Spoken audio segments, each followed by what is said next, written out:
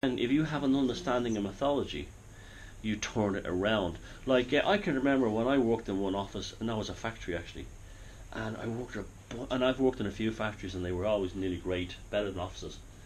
And this place was full of like idiots, and they were very institutionalized. There was terrible bullying going on, and I'd given them all names, and like their nicknames, and I found it was easier to deal with them if they were giving me shit.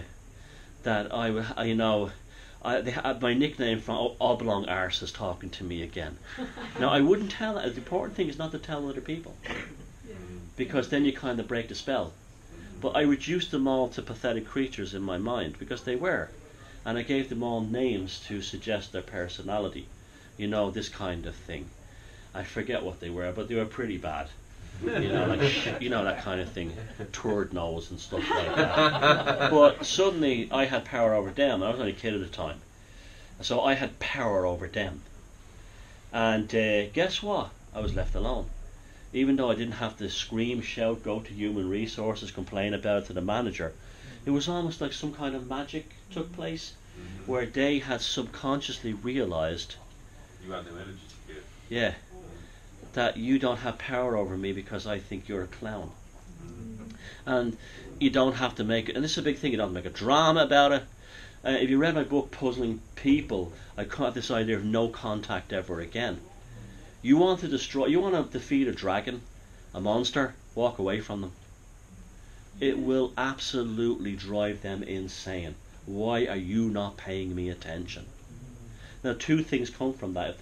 If they're not a psychopathic individual or proto-psychopath, and there might be some decency in them, they might start looking at themselves and saying, what was it about me? Like when a relationship breaks up, at first you hate the other person, and you hate him and you hate him, and then for some reason, a few years down the line, you go, I kind of my fault in a little way too. And then you realise that it's the maturing process. You did that. Wouldn't it be better to realise that stuff as it was happening? Because if you understand it in those terms, it's easier to recover quickly from it. And like I said, the good example is the gay husbands. The wife turns around and says, I was too sexy for him. He couldn't handle it. He couldn't handle a woman at my level, so the only way he could do it was become a woman himself.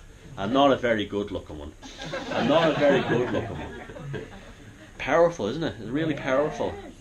The same thing with illnesses.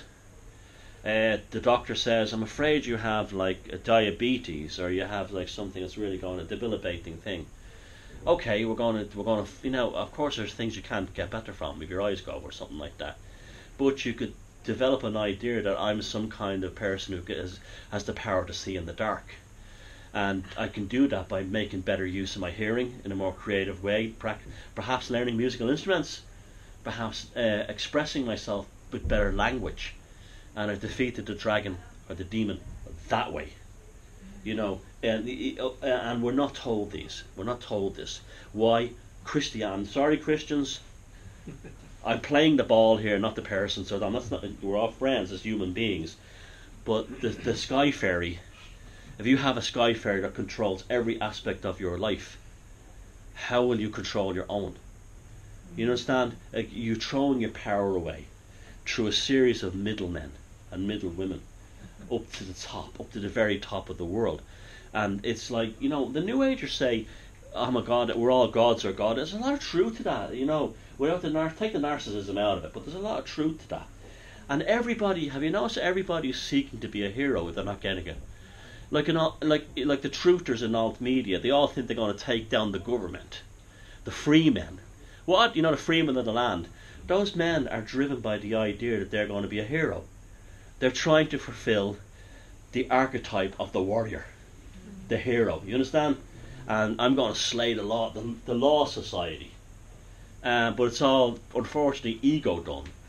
The better way to be a hero would be, we have problems with our mortgage. We're not paying our mortgage. Instead of me calling myself Jimmy of the family McGinty and sitting there going, I do not consent, I'm not, admiralty law, wouldn't it be better if we just walked away from the house? Yeah.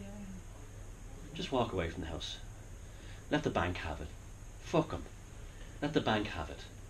Cut Like an offering, like cut you the were root exactly. Cut the roots of the deepest tree. Yeah, walk away. And that would be the hero. That's the true hero, because then you're off on a new adventure, a brand new, beautiful adventure with a clean slate. But if you say, I'm going to fight for this house until the bailiffs drag me out, I'm going to look like a lunatic on television when the cameras are there and the newspapers. I'm outside the courts talking about the Rothschild satanic reptilian family. Everyone I've ever known thinks I'm a maniac. Everyone, and I look like a fool. And I'm not. And what do you achieve? What do you achieve from all of that? Feck off. But if you just say, we can't afford the house, okay, get the kids, we'll move in with my sister for a while and we'll start over again. You know what? The bank are welcome to it. They can have my problem instead of me. And then you're a hero. So that's it. That's mythology. So when you have a problem in your life from now on, think of it in those terms. And you'll be amazed how quickly solutions come. And help comes. Help, you'll be amazed how help comes. Heroes come, wizards come, sorceresses come, demons come, monsters come. But you'll always find your Aragorns and you always find your Merlins. They will always be there for you. And the Galadriels, they'll always come along. And that's why and the heroes are always the most ordinary people. The hobbits, the smallest of people, the smallest of men, and doing the greatest of things.